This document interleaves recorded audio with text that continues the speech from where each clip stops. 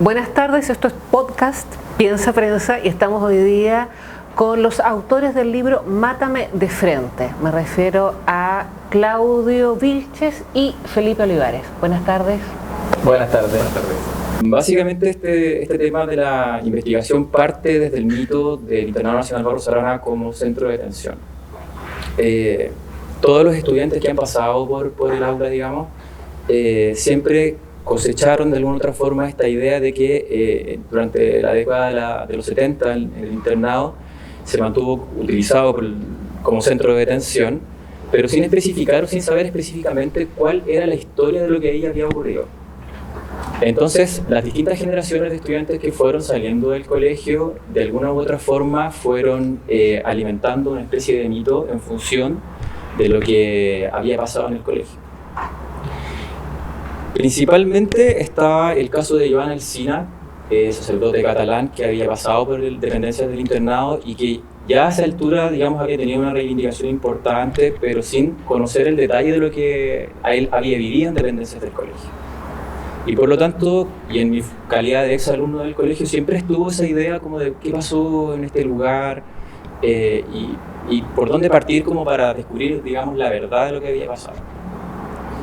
Eso llevó a que durante la época universitaria, con Felipe, siendo compañeros de universidad, en un trabajo de universidad, pusiéramos, digamos, el foco en función de una investigación. Yo en ese momento filmé a la persona que había escrito sobre Joan Alsina, el sacerdote Miguel Jordá, y a un exalumno del internado que había vivido en la época en el interior del colegio. Y por lo tanto, desde ese trabajo surgen dos entrevistas, el año 2008, donde de alguna otra forma se empieza a dar ideas de lo que había pasado tanto en el caso del internado con este exalumno y en el caso de Miguel Jordá sobre su investigación particular para descubrir la verdad. Y desde el 2008 hasta el 2022 pasaron muchas cosas, egresamos de la universidad. Y en el contexto de todo este cambio social, nosotros decidimos empezar a ver la posibilidad de explorar una investigación y un trabajo importante en función de descubrir qué es lo que había pasado ahí. Entonces, hacer realidad ese mito fue, digamos, el primer trabajo que nos propusimos con Felipe. Perfecto. Ustedes hoy son cientistas políticos. Sí, somos cientistas políticos. Cuéntanos, Felipe, ¿cómo te encuentras con esta propuesta enfocado en ese punto y qué lo lleva a ampliarse tanto? Sí, fue muy potente, la verdad, porque, como bien decía Claudio, él tenía dos piezas documentales, dos entrevistas grabadas, Miguel Jordá y Julio Torres. Y Claudio me hace ver estas piezas documentales, yo las observo y quedé impactado primero por la historia detrás, que era un poco desconocida, y segundo quedé con un sentido como de responsabilidad, porque la información era muy sensible y Claudio como que ya había intentado hacer cosas pero no habían funcionado. Entonces yo le digo, este material es muy importante como para dejarlo ahí guardado en un cajón, así que déjamelo, lo voy a volver a ver, lo volví a ver y después nos juntamos nuevamente y le dije ya, yo creo que acá lo que hay que hacer es investigar a profundidad para escribir un libro. Y eso fue el hito inicial y comenzamos a investigar a fondo. Esto fue el 2021. Y investigamos desde octubre del 2021 todo el 2022 y después nos pusimos a escribir Mátame de frente. Me comentaban que además habían trabajado todo sobre archivos, ¿no? No es material inventado, esto es absolutamente no ficción, o sea, claro. Es verídico, corresponde a investigaciones, archivos judiciales. Sí, eso es muy importante. Justamente el libro no es ficción, es completamente verídico, está sustentado en los expedientes judiciales. Son 4 expedientes que, con la ayuda de distintos abogados en derecho humano, Nelson Caucoto, Francisco Ugaz, el ministro Guillermo Lavarra Dúñer, ellos nos facilitaron los expedientes judiciales. Caso Hospital San Juan de Dios, caso Carlos Fariña, caso Población Nueva Tucana y el caso de la Casa de la Cultura de Barrancas. Y esos 4 expedientes fundamentan la investigación del libro. Por ende, nosotros hablamos desde la verdad oficial. Y eso nos permitió poder ir hilando los puntos que estaban desconectados y poder darle un sentido a esta historia. Luego vino el proceso de buscar otras fuentes y posteriormente, o en paralelo mejor dicho, la parte de entrevistar a personas que habían vivido esta experiencia, es buscar personas además que habían sobrevivido, y esa fue otra tarea bastante compleja aquí también. ¿Lograron conseguir testimonios? Sí, logramos conseguir diversos testimonios. Además hay un tema que es desde la inexperiencia, porque es nuestro primer libro, y hay una sensibilidad muy potente en cada historia, en cada relato. Escuchar un testimonio por primera vez de una persona que sobrevivió es muy fuerte, las emociones están a flor de piel, y eso también nos marcó. Yo creo que hay un antes y un después en Claudio y en mí, cuando nos pusimos a investigar y después a hacer las entrevistas, los testimonios, y después con ya el resultado listo. O sea, hay claramente un antes y un después que marca mucho esta fibra, este tema sensible, personas que bloquean las atrocidades que tuvieron que pasar, y nosotros estamos muy agradecidos de todas esas personas que abrieron su corazón y tuvieron la confianza depositada en nosotros para poder contar su historia. ¿Cómo se amplía o por qué se amplía la investigación desde el INBA a los casos de los hospitales? ¿Qué detona o el hilo conductor, digamos? En primer lugar, al momento de que Felipe ve las entrevistas, la primera misión era que Felipe supiera la misma información que manejaba yo hasta ese momento. Por lo tanto, la bibliografía que pudiésemos encontrar, digamos, a simple vista en internet era como el desde. Y en función de eso, una vez que ya teníamos los mismos conocimientos los dos, empezamos a armar o elaborar una pauta en función de cuáles eran los siguientes pasos que teníamos que empezar a dar.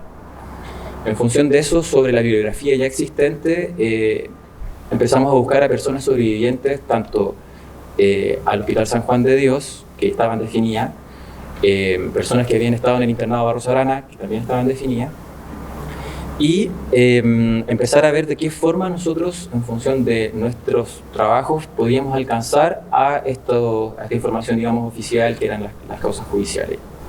Entonces, el primer hito para nosotros importante fue encontrar a la doctora Adriana Ducos. Ella había sobrevivido, digamos, a toda esta historia, y en función de su relato, nosotros empezamos a ir un paso más allá y empezamos a explorar y a ir encontrando nuevas pistas que nos fueron dando los indicios, digamos, como para poder encontrar o construir este relato. Ahora, respecto a las causas judiciales o el cómo nosotros planificamos en principio la historia, estaba claro que Joan Alsina iba a ser el elemento principal, porque de él existía mucha información.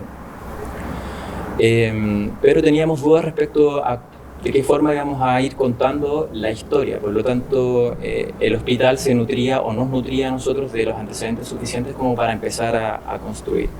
Y en ese sentido, pensamos en Lucio Bagus y en Pablo Aranda Schmid en un principio, para ir contando su historia en función de lo que estaba pasando o lo que había pasado en el Barros Arana.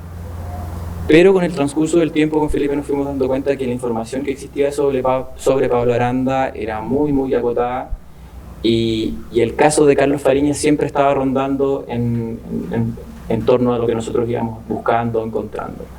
Y es en ese momento en que decidimos que Carlos Fariñas pasa a ser la tercera historia que queríamos contar, y eso nos dio la claridad para ir construyendo y desarrollando todo el trabajo que hemos hecho.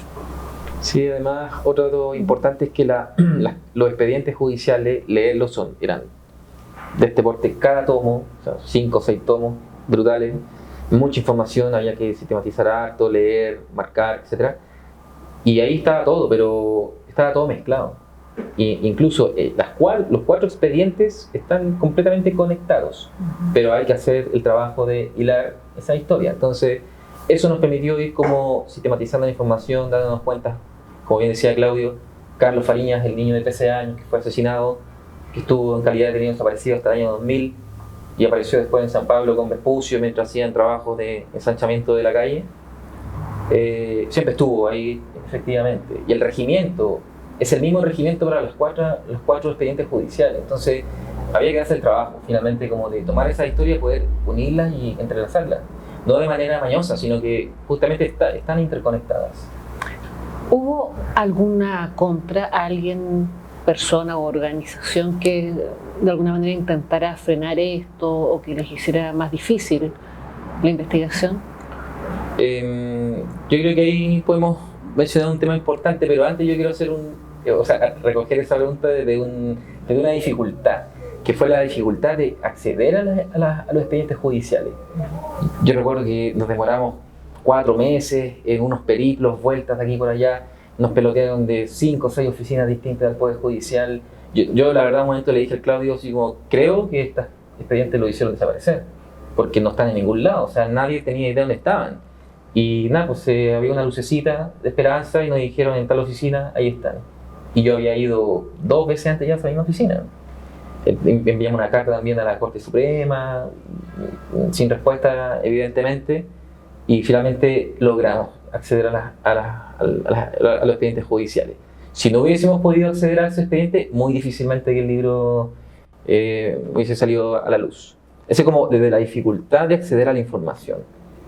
No sé si tú quieres complementar con otra cosa. Yo haría 2 puntos. El primero, en función de los testimonios, en general, nosotros siempre tuvimos una recepción increíble en la medida que íbamos llegando a nuevas personas. Y quiero destacar eso porque justamente en cada uno de los relatos, en cada una de las entrevistas, las personas siempre fueron muy agradecidas con nosotros por querer contar y reconstruir esta verdad. De hecho, muchas de ellas se sorprendían porque nosotros, siendo jóvenes, digamos, estábamos interesados en desarrollar este tipo de temas. Entonces, quiero hacer ese punto muy importante porque eso a nosotros nos dio una motivación adicional para seguir avanzando en la investigación, para seguir abriendo más puertas respecto a la información que podíamos manejar. Ahora, respecto a las dificultades, la investigación aborda espacios y los espacios están constituidos por instituciones. Llegar a cada una de esas instituciones ha representado para nosotros un desafío. Particularmente nuestra historia, como hemos deslizado, se centra en el eje Matucana, donde está la Universidad Técnica de Santiago, la Universidad de Santiago, el Hospital San Juan de Dios y el INBA como instituciones, digamos. En la Universidad Técnica y en el Hospital San Juan de Dios, la verdad es que cuando nosotros llegamos con la propuesta, siempre hubo una disposición increíble con nosotros, desde el momento cero. Sin embargo, en el Barros Arana nos ha costado mucho tener acceso, poder, digamos, plantear el proyecto en general. Al principio tuvimos una buena recepción, pero después hemos ido encontrando dificultades, no solamente con el colegio en específico, sino que también con la municipalidad, lo que de alguna u otra forma no es que haya puesto, digamos, en duda el proyecto, pero sí en la forma o la finalidad que tenemos nosotros respecto a contar esta historia, transmitirla, y tomando en consideración por sobre todo que el INBA es, sin quererlo, es el centro neurálgico de donde pasa lo que nosotros estamos contando. Entonces, desde esa perspectiva, digamos, depende de quién esté administrando la institución, es la dificultad que nosotros hemos ido encontrando. Mira.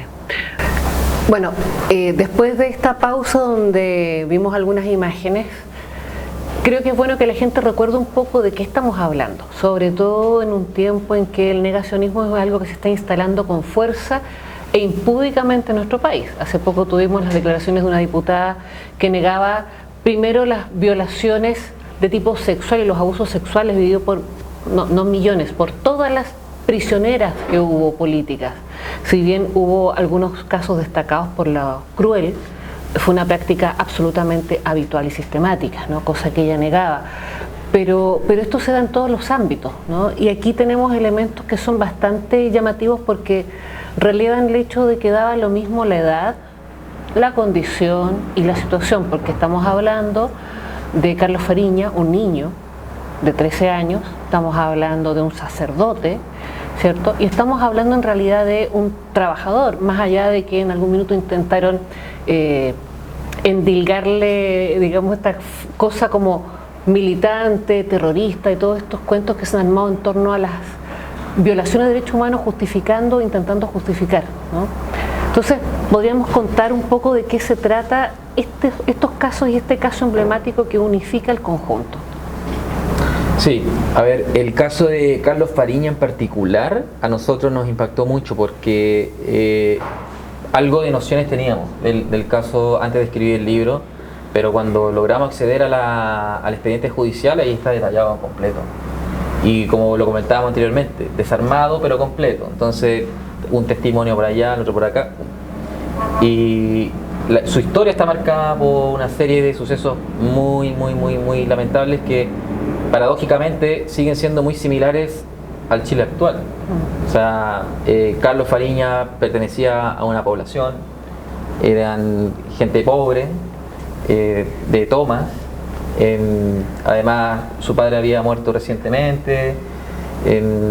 Carlos, por personalidad, de acuerdo a la reconstrucción del perfil del niño Fariña, era un niño inquieto, más o menos revoltoso, y él estuvo internado en los centros de Sename en distintas ocasiones, y en una ocasión en particular él fue violado dentro del Sename.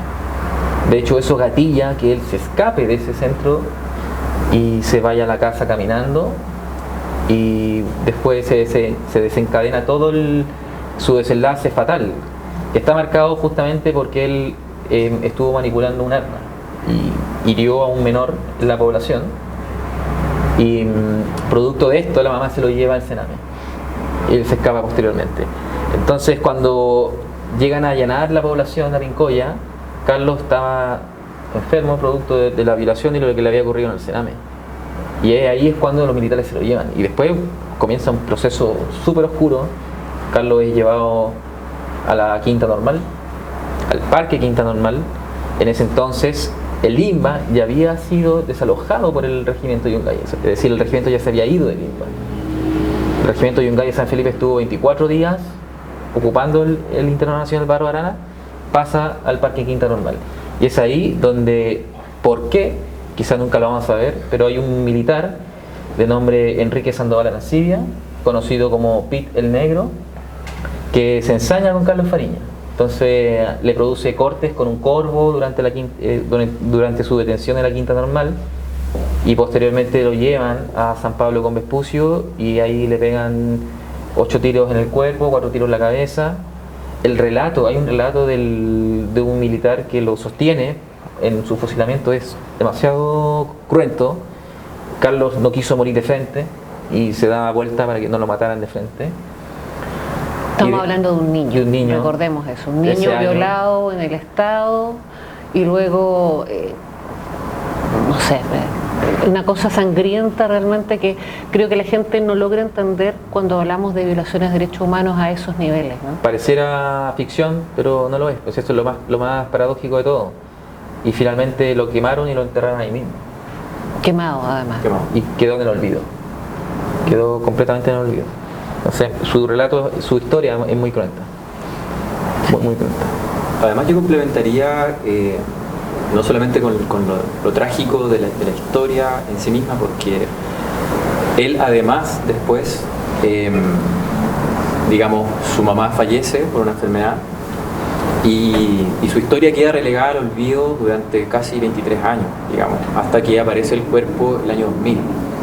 Ahora, es súper importante destacar, y va muy de la mano con este tema del negacionismo, que el asesino material de Carlos Fariña se mantuvo durante años trabajando bajo el alero de la democracia en la Municipalidad de Providencia, siendo específico, y totalmente impune de todo lo que había hecho, digamos.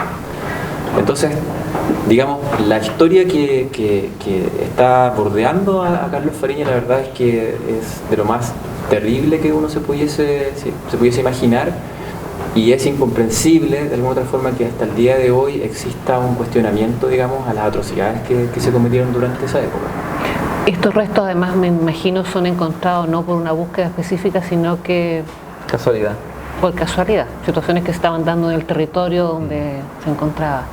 Claro, porque esto fue muy fortuito, como comentábamos anteriormente. Se encuentra durante una ampliación de la ruta de Américo Vespucio, digamos, y trabajadores de la ruta encuentran a 6 metros de profundidad el cuerpo de Carlos Fariña, más una cédula identidad de otro menor de edad. Entonces, y ahí se inicia, digamos, todo este periplo, Y es súper importante que nosotros con Felipe, dentro de los relatos de esta historia, además contextualizamos mucho cómo está el país, porque es importante rescatar o resaltar de que en ese contexto Pinochet ya estaba siendo, digamos, juzgado en Londres con todo este tema de la detención, digamos. Entonces, este cuerpo aparece por una casualidad en el contexto en que Pinochet se encuentra detenido en Londres. Entonces, el revuelo que causó, digamos, la aparición del cuerpo a nivel nacional fue súper importante. Los medios de comunicación también se encargaron de alguna otra forma de profundizar un poco en esa idea de lo que significaba la tragedia que venía acarreando Carlos Fariña.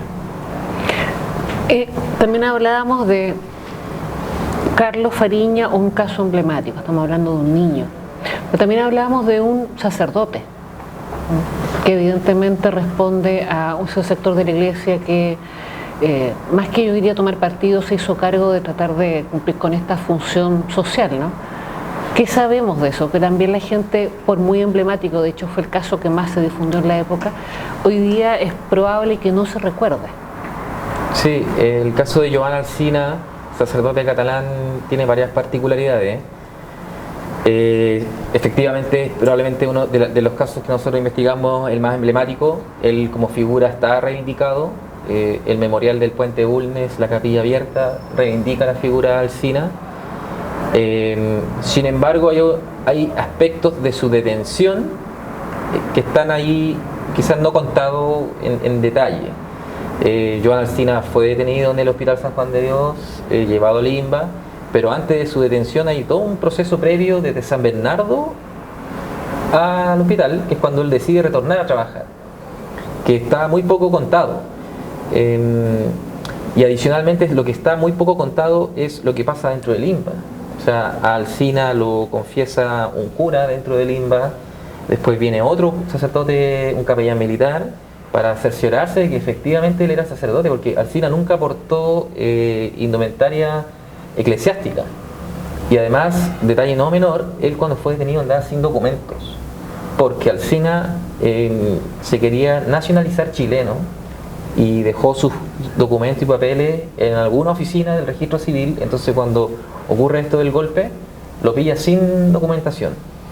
El militar, el capitán que da la orden de asesinar a Joan Alsina se llama Mario Caraves Silva. El conscripto que fusila a Joan Alsina se llama Nelson Bañados Pinto. Y este capitán militar quedó con la conciencia manchada, pesada, por el hecho de que después efectivamente se da cuenta de que había mandado asesinar a un sacerdote. Y esa confesión que el capitán le hace a un sacerdote en San Felipe es lo que permite a Miguel Jordá después encontrarlo. Entonces Alsina pasa una serie de procesos durante su detención que son bastante enriquecedores de leer, y el libro lo recoge. Hay una carta, un testimonio, manifiesto que escribe Joan Alsina, que lo deja en su habitación en San Bernardo antes de partir, que él sabía que iba a morir. Él decidió entregarse en cuerpo y alma porque él era un sacerdote obrero. Entonces no era una figura política, sino que era una persona que estaba y trabajaba para el pueblo. Y él decidió conscientemente entregarse a la muerte, y es por eso que el libro nosotros lo titulamos Mátame de frente. La frase completa es: déjame mirarte a la cara para darte el perdón. O sea, él tenía claro cuál iba a ser su final. Cuál iba a ser su final. Y el tercer caso que ustedes tocan acá con fuerza habla de un obrero más de este país, ¿no? Yo creo que también es importante que la gente logre dimensionar esa situación. Justamente el caso de Lucio Bagos, para nosotros quizá sacando las características de sacerdote de Alsina y de niño de Carlos Fariña, Lucio Bagos representaba de alguna u otra forma la fuerza laboral de este país, pensando también en un Chile bien pobre, digamos, en términos económicos, pero muy consciente en términos de cultura. El relato sobre la detención y todo lo que rodea a Lucio Bagos antes de su ejecución o de su detención, la verdad es que es bien difícil, Pero en ese sentido es la viuda de Lucio Agus, Ana Álvarez, quien se encarga, digamos, de hacer todo un proceso de búsqueda que también a nosotros en lo particular nos dio tintes de cómo fue la reconstrucción en algunos casos de esta verdad, digamos. Porque se mencionaba el caso de Joan Alsina desde la perspectiva de es a través de distintos sacerdotes que se empieza a saber la verdad de lo que pasó con Alsina, producto de estas dos almas que tenía la iglesia, tanto a nivel popular como a nivel castrense, digamos. Entonces eso permite reconstruir la verdad. En el caso de Lucio Agus, es la viuda la que inicia la búsqueda, digamos, como diciendo, ¿desde dónde parto? Entonces, hasta ese momento el contexto era que el Estadio Nacional y el Estadio Chile eran los centros de detención más grandes y por lógica es donde ella comienza a buscar. Y en esa búsqueda, ella empieza a conocer gente que estaba en la misma situación de ella. Entonces, nosotros en el libro vamos relatando de alguna otra forma las dificultades que eso implica, pensando en que además es dueña de casa, que tiene hijos, que la vida continúa y que tiene una que mujer estar, pobladora. Además. Entonces, y los años van pasando,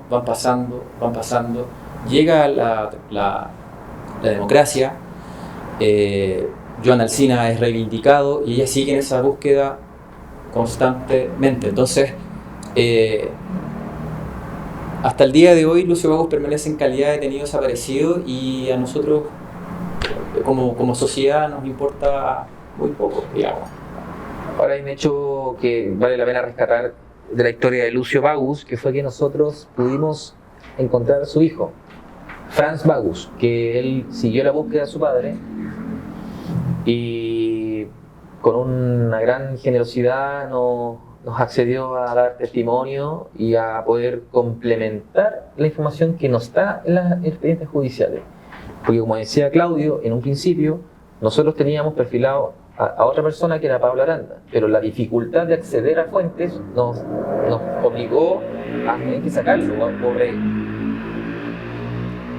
o relegarlo a estar dentro de la historia, pero no como una historia, digamos, importante dentro del relato.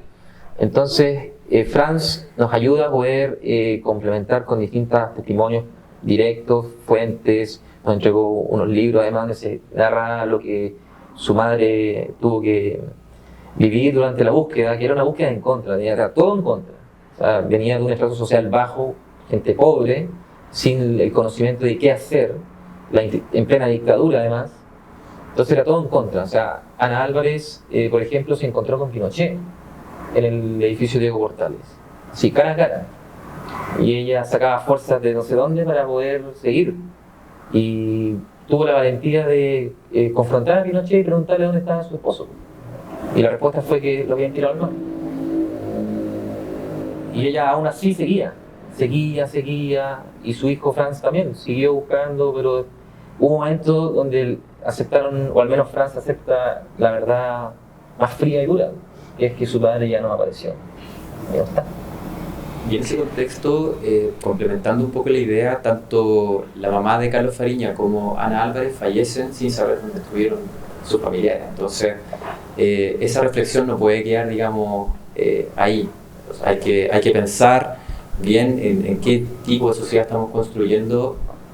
Además, desde el sentido, desde la empatía, son historias muy profundas, muy dramáticas y desafortunadamente, en el caso de Lucio Bagus, él sigue en calidad de desaparecido y eso, a 50 años del golpe y en todo este boom, digamos, nadie ha hecho o se ha hecho cargo responsable de encontrar a Lucio Bagus. Ni verdad, ni justicia, ni reparación. Exacto.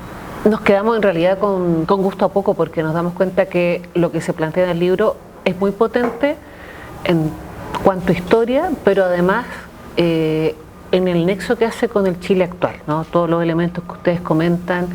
Estamos hablando de impunidad, estamos hablando del Sename, estamos hablando de infancias vulneradas, de lo que significa ser poblador, pobladora y no tener redes. O sea, de verdad es bastante trágico darse cuenta de lo actual que parece ese contexto, ¿no?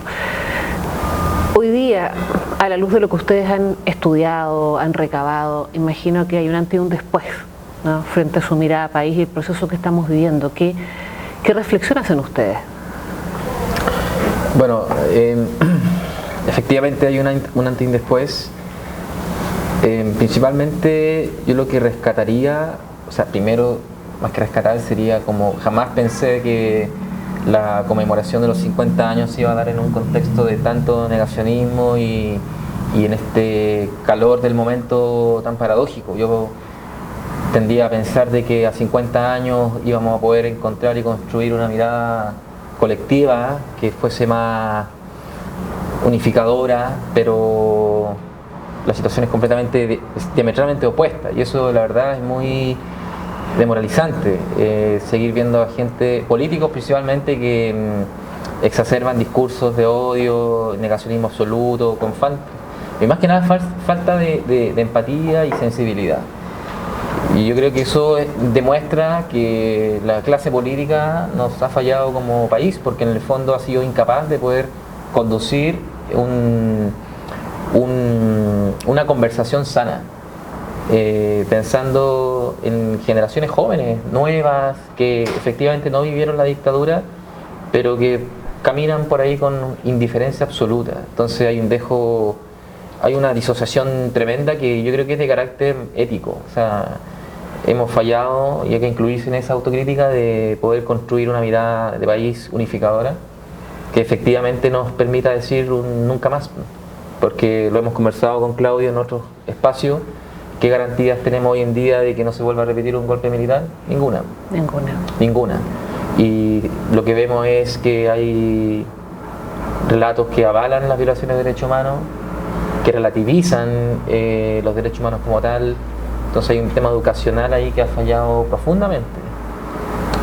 Nosotros tenemos mucho ánimo de poder llegar con el libro a jóvenes también, a debatir, a reflexionar en el fondo sobre un sentido ético de la vida, que es la preservación absoluta de los derechos humanos frente a todo contexto.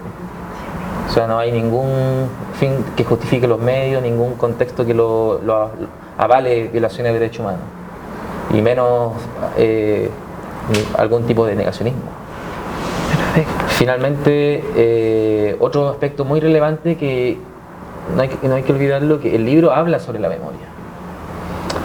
El libro es memoria, y es memoria por personas que no están, como lo hablábamos anteriormente, por Lucio Bagus, la pregunta ¿dónde está Lucio? Pero también la memoria de los espacios, porque hay muchos lugares que el libro abarca, narra y cuenta, en donde la memoria está encapsulada. La memoria está fragmentada. La investigación nuestra nos ha dado más que pistas, sino que antecedentes concretos. Por citar uno, el Parque Quinta Normal. O sea, el Parque Quinta Normal fue centro de detención por más de un año. Fue el lugar de acantonamiento y centro militar del regimiento Yungay San Felipe. Y eso no está en ningún lado. La Quinta Normal no tiene memoriales, no tiene esculturas, no tiene memoria. Hay 2 personas que fueron asesinadas en la Quinta Normal, enterradas, después exhumadas y tiradas al patio 29. Esa historia tampoco se ha contado, y esas personas no tienen cara, no tienen rostro, son números. Entonces esa frialdad de los números es desoladora. Imaginarse ese parque que uno va a ver al pasado a través de su museo, resulta que la memoria más reciente está invisibilizada. Y eso no puede ser, o sea, no puede ser que a 50 años esa memoria esté ahí perdida. Entonces, esas son definiciones éticas que nosotros establecemos a través del libro, y que rescatamos esa memoria y estamos combatiendo y luchando por preservar esa memoria. Gracias, Felipe. Claudio, ¿cómo podemos encontrarnos con este material, con este libro? ¿Qué hacemos? Bueno, nosotros de momento el libro no está, digamos, ha llegado a Chile todavía porque está en una etapa de elaboración, pero sin embargo creamos un colectivo, La Memoria Encapsulada, y la idea es que todas las personas que nos vean ojalá puedan, digamos, seguirnos en redes sociales y de alguna otra forma comunicarse con nosotros si es que les interesa el libro, por supuesto, para iniciar, digamos, un proceso de venta y todo lo que esté relacionado con la información que nosotros vamos a entregar en el libro. Así es que La Memoria Encapsulada, colectivo La Memoria Encapsulada es el nombre del Instagram que creamos, Y además el Centro Iberoamericano de Estudios Sociales, CIBES, es quien nos está apoyando en este proyecto, así es que también a través de ellos nos pueden encontrar. Nos podemos contactar. Últimas palabras para que la gente los busque, los ubique, los conozca. Sí, bueno, primero hacer la invitación, digamos, a toda la gente. El libro tiene la finalidad no solo de contar, digamos, la verdad, sino que también de educar. Estamos tratando de llegar a todo el espectro posible de personas que, digamos, no es solamente enfocarlos a quienes vivieron estas historias o quienes se sientan afines, sino que en general a un público transversal que tome conciencia y conocimiento de lo que nosotros estamos relatando. Eso por un lado.